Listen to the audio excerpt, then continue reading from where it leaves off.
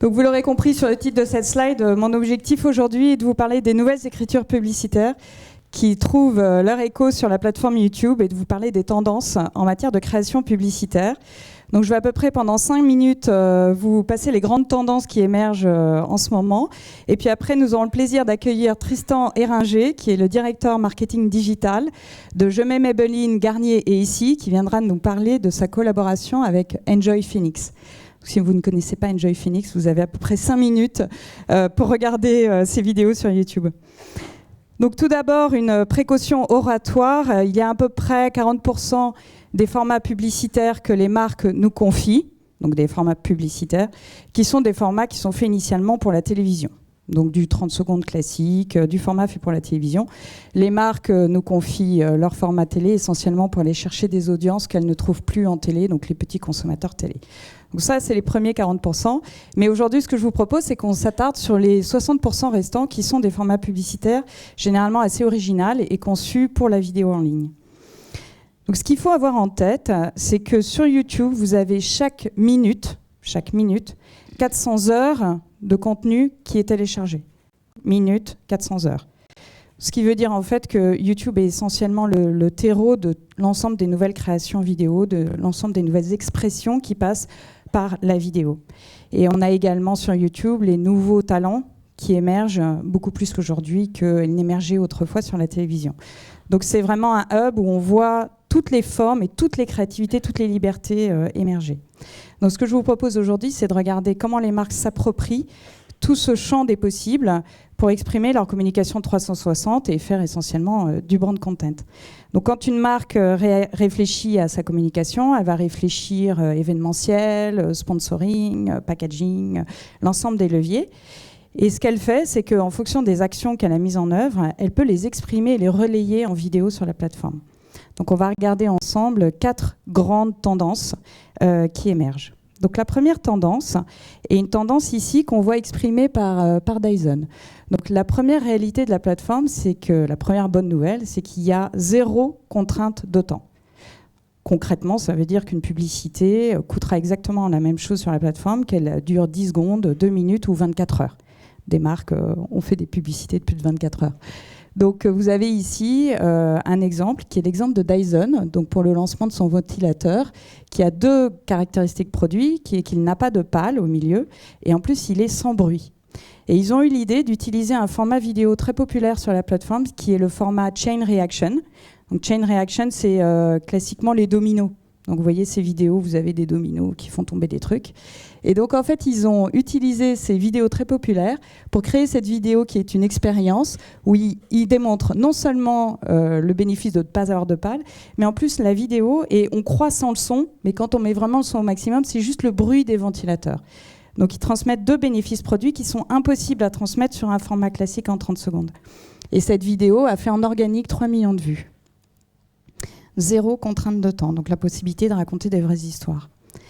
Alors la deuxième grande tendance, c'est la tendance notamment pour relayer les messages corporate. Donc on a rarement les moyens de mettre 1 million, 2 millions, 3 millions en télé juste pour un message corporate.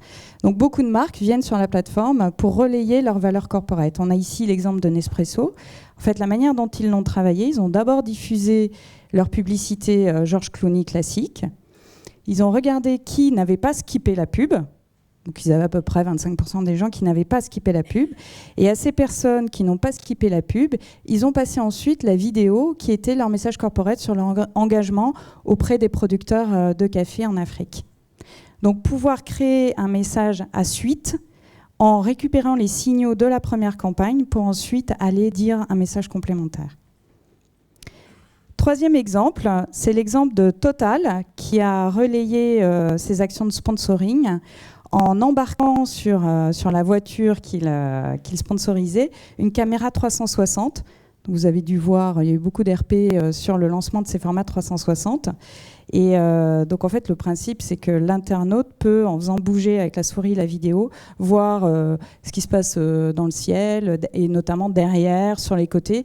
Donc dans la F1 c'est particulièrement spectaculaire. Et donc en embarquant cette vidéo, cette caméra là que vous voyez sur les images sur la voiture, il permettait aux internautes d'avoir vraiment une expérience immersive au-delà du simple association de leur marque avec la voiture. Et enfin, quatrième exemple de communication. Ah non, troisième, excusez-moi, j'en ai un de plus, j'avais oublié celui-là. Donc un autre format qui est très populaire, c'est tout ce qui est vidéo de unboxing. Donc c'est beaucoup auprès des geeks notamment, qui est tout le plaisir qu'ils ont à ouvrir la boîte et à regarder ce qu'on découvre dedans, qui a été beaucoup lancé initialement par Apple, mais qui ensuite est repris par l'ensemble des marques de tech. Et donc Samsung notamment a une chaîne sur laquelle il développe énormément de contenus, qui sont des contenus qui focalisent sur un bénéfice produit. Donc vous avez sur le slide suivant des exemples. Voilà. Donc vous voyez tout l'ensemble de ces vidéos qui permettent aux personnes qui sont en processus d'achat de vraiment pouvoir focaliser sur les différentes fonctionnalités. Donc vous voyez, vous avez des titres différents. Et ce qui est impressionnant, c'est que donc c'est une chaîne internationale. Et ce qui est impressionnant, c'est le nombre de vues. Donc ce sont à chaque fois des dizaines de millions de vues. Et donc ça leur permet justement de vraiment avoir une communication très fragmentée sur chacun des bénéfices du produit. Et enfin, le dernier exemple que je voulais vous présenter, c'est la collaboration avec des youtubeurs. Donc juste pour vous donner un ordre de grandeur, l'essentiel des contenus qui sont sur la plateforme et qui sont visionnés sur la plateforme sont des contenus qui sont faits par cette population qu'on appelle les youtubeurs. Donc qui sont des talents qui sont nés sur YouTube, qui se sont appropriés la plateforme et qui développent une écriture vidéo très spécifique avec des fortes personnalités. Et juste pour vous donner un ordre de grandeur, donc sur la France, on a 47 youtubeurs qui ont plus d'1 million d'inscrits, d'abonnés. 47 youtubeurs et on avait fêté le premier million il y a 3 ans. Donc pour vous dire l'explosion vraiment de ce phénomène des youtubeurs. Et l'avantage pour les marques, c'est que les youtubeurs, ils ont tout compris à comment YouTube fonctionnait, tout compris à l'engagement avec une audience, tout compris au code de la plateforme, tout compris à la manière de faire un succès. Donc en fait, c'est une opportunité intéressante pour les marques de s'associer avec eux pour créer des formats originaux. Et on a en haut, donc les 2 vidéos du haut sont un exemple en fait de Mercedes. Alors vous avez en fait, là vous avez Coca et vous aviez juste sur la droite un exemple de Mercedes qui s'est associé avec un influenceur qui s'appelle Casey Neistat et qui, pour un peu dépoussiérer son image, a fait toute une expérience immersive avec Casey. Et en dessous, surtout, vous avez Tapas du Gloss. Et Tapas du Gloss, le mieux pour en parler, ce sera Tristan Héringer. Donc, je vous propose de l'accueillir chaleureusement. Donc, Tristan Héringer, directeur du marketing digital de Je mets Maybelline, Garnier et ici, et qui a choisi de s'associer à Enjoy Phoenix. Donc, Enjoy Phoenix, la première youtubeuse française pour tout ce qui est make-up artiste. Et donc, Tristan, je te propose qu'on s'assoie. On est avec quelques amis. Et donc, on avait 3 questions à te poser. On voulait savoir pourquoi tu avais eu l'idée de t'associer avec Enjoy Phoenix, comment ça s'était passé et quels en avaient été les résultats et comment tu vois l'avenir. Merci beaucoup déjà de me recevoir. Pour vous donner un petit peu de contexte business sur le maquillage, Je mets Maybelline est une marque qui est vraiment leader du maquillage en France, mais il y a eu un vrai bouleversement sur le marché du maquillage avec l'arrivée de nouveaux acteurs comme par exemple Kiko qui ont proposé des univers je m'adresse, c'est vrai, particulièrement aux femmes là. Kiko qui a proposé des univers coloriels en magasin absolument superbes, des marques petit prix comme Essence, et c'est vrai que Je mets Maybelline a un petit peu perdu du terrain avec les très jeunes. Et donc le digital chez nous, son objectif, c'est vraiment d'aller reconquérir les très jeunes.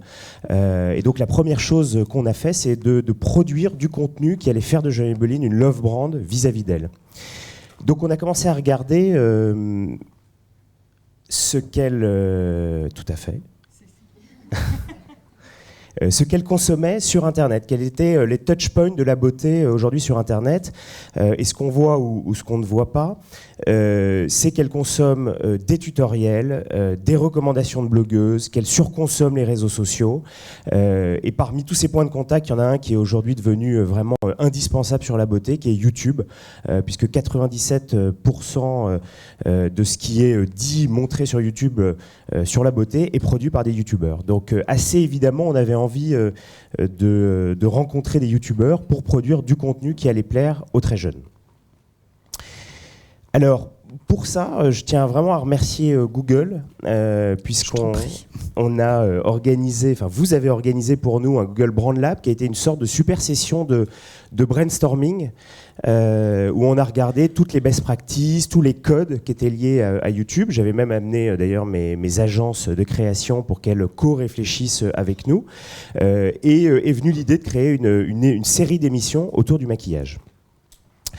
Alors on s'est intéressé tout d'abord à l'influenceuse la plus forte, qui est Enjoy Phoenix, Marie aka Enjoy Phoenix, qui à l'époque n'était pas forcément aussi puissante qu'elle est aujourd'hui. Je pense que vous n'avez pas dû la louper dans l'avenir qui vient de se passer avec Danse avec les stars. Elle était sur beaucoup de plateaux de télévision, notamment pour présenter son livre, sa biographie, alors qu'elle n'a finalement que 19 ans.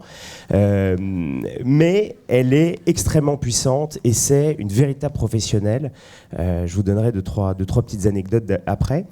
Ce qui est impressionnant en fait, c'est que pour notre cible, elle avait 1/5 de son audience, des jeunes qui la suivent. Donc elle était vraiment incroyablement puissante, et surtout elle est plus puissante que certains acteurs comme au féminin en termes de temps passé sur sa chaîne, tellement elle intéresse les très jeunes filles. Donc on avait évidemment très envie de travailler avec elle, et je crois que... Et voilà, nous avons créé donc cette émission qui s'appelle T'as pas du gloss, qui est la nouvelle émission d'Enjoy Phoenix autour de conseils et d'astuces maquillage, évidemment en utilisant uniquement les produits Je m'aime Maybelline. Et je crois qu'évidemment le mieux, c'est qu'on voit un teaser de 30 secondes qui vous présente l'émission en vidéo. Bonjour tout le monde, T'as pas du gloss, ça continue tous les jeudis à 17h30 sur la chaîne de Je m'aime Maybelline. Retrouvez-moi pour plein de nouvelles vidéos, plein de nouveaux sujets, des nouveaux invités et plein de surprises. Ça va? Oui, toi. On a envie de partir à la plage, manger de la pastèque et des cocktails. C'est lourd les couronnes. J'ai un talent caché, je dessine le poil.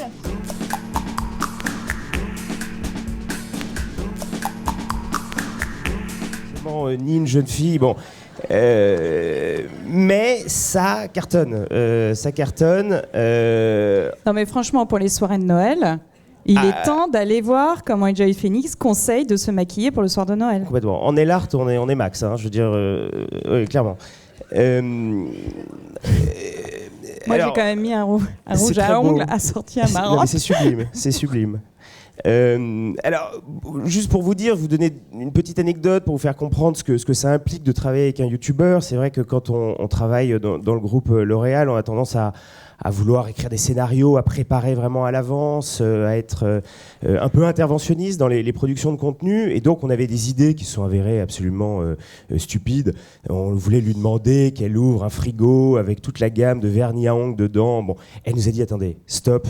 Vous me laissez faire mon boulot, je vais parler de vos produits, mais je vais en parler à ma manière parce que je sais comment m'adresser à mon audience. Et je crois que c'est vraiment ça qui a le plus fait que ce programme a marché, c'est qu'on lui a laissé vraiment une très très grande liberté. Et comme elle est hyper forte, naturellement ça a fonctionné. Alors je vais vous montrer quelques résultats. Voilà. Les résultats de l'émission. Donc, on a produit 40 émissions l'année dernière. On a produit aussi des teasers qu'on a médiatisés. On a médiatisé et les teasers et les émissions. On a eu un nombre de vues, donc de 9 millions de vues sur cette vidéo. Alors, on pourrait se dire, oui, mais vous avez acheté les vues. Bon, non. 73% de ces vues étaient des vues naturelles. C'est-à-dire que c'est plus de la publicité. C'est vraiment du contenu qui est poussé et on utilise tout l'effet de viralité d'Enjoy pour pousser l'émission. Et ce qui a été assez étonnant, c'est tout l'impact sur le nombre d'abonnés. C'est-à-dire autant on peut arriver à acheter des fans Facebook, autant les abonnés YouTube, on peut pas tricher.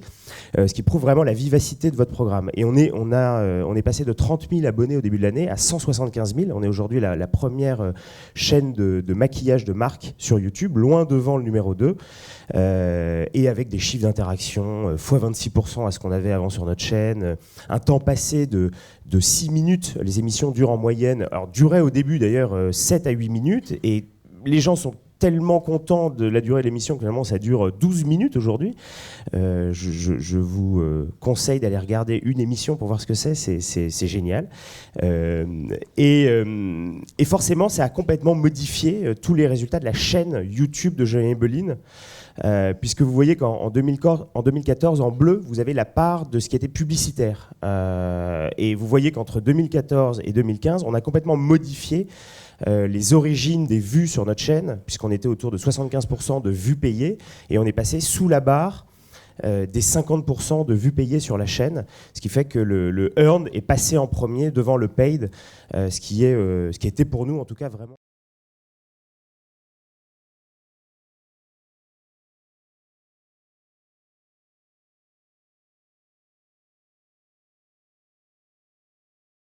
Sur la marque Maybelline. Oui, comment tu vois l'avenir du coup ? Déjà avec une saison 2, je peux dire maintenant qu'on a signé avec Marie la saison 2. Il va y avoir quelques changements de cadre, mais globalement on va garder les codes et l'ADN de ce qu'elle fait. Et puis il y a plein de projets aussi qui vont arriver autour de ça courant de l'année prochaine. Et à titre personnel, moi, ce que j'ai retenu de votre travail, c'est le grand respect que vous avez eu de la signature d'Enjoy Phoenix.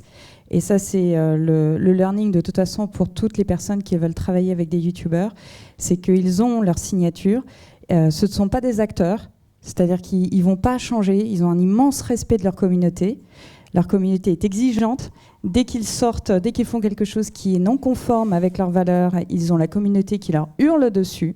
Donc ils vont avant tout privilégier leur communauté, c'est un trésor pour eux. Et donc le travail avec les marques se fait toujours dans un immense respect. Et ça a vraiment été ce qui a totalement fonctionné, je dirais, ce qui a fait que ça a si bien fonctionné, c'est ton respect d'Enjoy Phoenix. Et c'est vrai, et c'est pour ça que du coup, elle vient avec vous pour une saison 2. Et c'est vraiment le grand learning de cette expérience. On remercie tout le monde. Merci beaucoup. Merci beaucoup.